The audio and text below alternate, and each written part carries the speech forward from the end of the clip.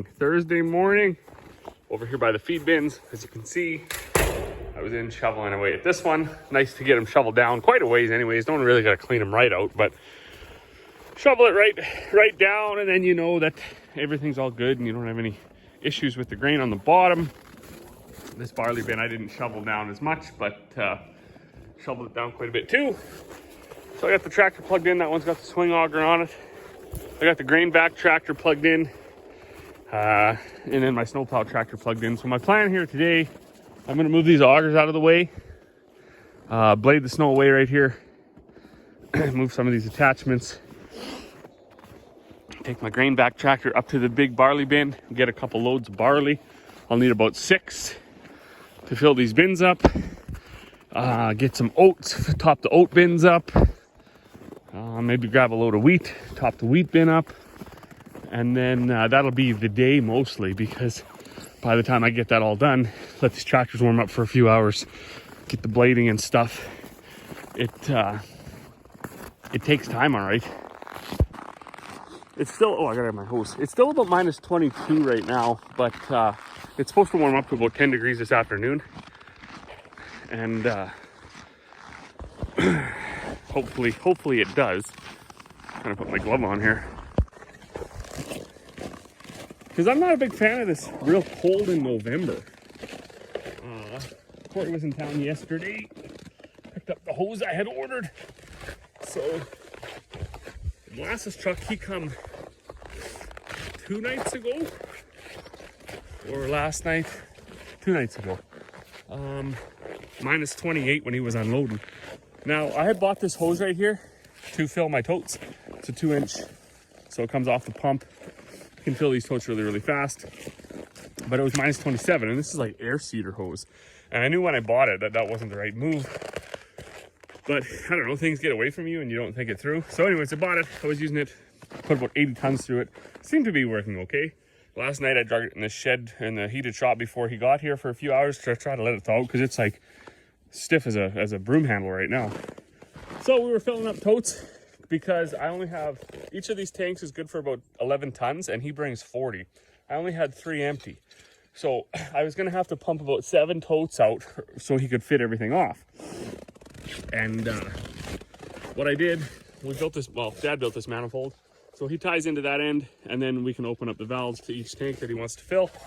But at that end, I put a T coming out for my 2-inch hose, so while he's filling these tanks, I can be filling totes. So he was pumping away, and we were actually standing over there having a coffee, standing by his truck, and then that hose of mine burst, and that's why you can see the molasses all over here. So we didn't lose too much. It more like it's just kind of sprayed a fine mist of molasses that way. Of course, we got everything shut down because we had the valves open to these tanks. All we had to do was run and shut that valve really quick and go from there. So anyways, the whole story about that. This hose is not good for the winter. It's not good for pressure. It's not really good for anything except for air seeders. So I ordered a hose from Northern Metallic yesterday. Stuff's a little pricey though, $371 for 20 feet. Now that has their crimped on ends and stuff like that. And I'm sure that probably added about $100 to the bill, getting them to crimp the 2-inch male and female ends on, but that'll just be better. Should last the life of the molasses anyways. So I'm going to oh man. Oh. These dogs aren't very good dogs either. They just always run inside. I thought dogs were more hardy than that.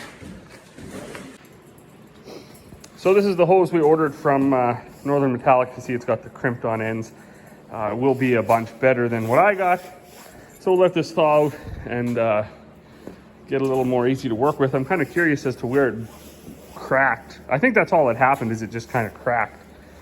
So we'll be able to cut that out and salvage the rest of the hose, I guess. Throw it out, I don't know. I was working all day at the tractor yesterday, and check this out. I got, before we had to, well, before it wouldn't start at all because all that wiring harness had melted. But to get it going, we had to arc it across here. And now, if I hook these batteries up, because I unhooked them at night because I'm not going to be a big fan of burning the shop down by having something arcing out in the dash. But there's the key.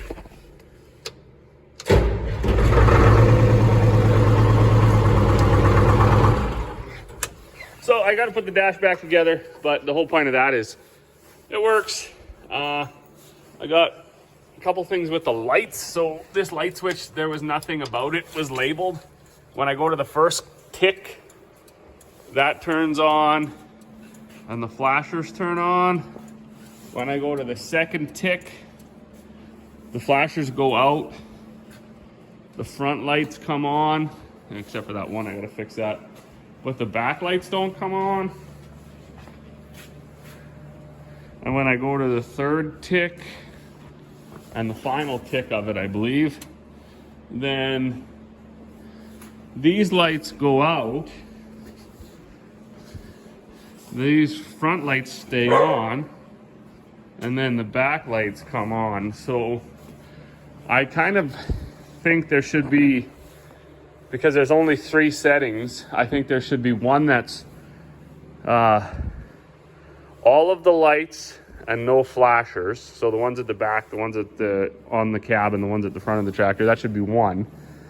The second one should just be flashers and that little red warning light. And then the third setting should be flashers and what?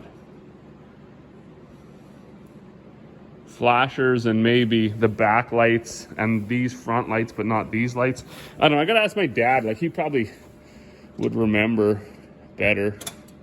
Because I'm assuming if you're in the field, you want all the lights to be on, no flashers. If you're coming home in the daytime, you just want the flashers on. And if you're coming home in the nighttime, you just want, well, actually the new tractors, they just give you the front lights and the flashers. So maybe that's what it's supposed to be. I don't know. I'll ask him, and we'll, it's kind of easy to get at actually up here. You can kind of reach at everything right there. That's where the, oops, that's where it is. So, well, look at that. It's 11:45, so it's not even noon yet, and we're already well underway here. So, rainback tractor started up. This old GMC. It's got that Detroit in it, no glow plugs, but it always starts. It's amazing. -20, not plugged in, it'll still start. I don't understand the science of that, but however Detroit did that, good job. This is my first load. I do have everything set up in the yard, so we'll see here. This is last year's barley, and I had plugged my monitor in there yesterday, 2 days ago, and there was one sensor that went from 20 to 22 degrees Celsius. So I don't know if that's a cyclical thing or not, but it was one of the sensors up at the top, so we'll be able to see right away if there's something wrong or not. So I got the first 400 or 500 bushels out of there, filling up my feed bin. All looks good, so that's a win.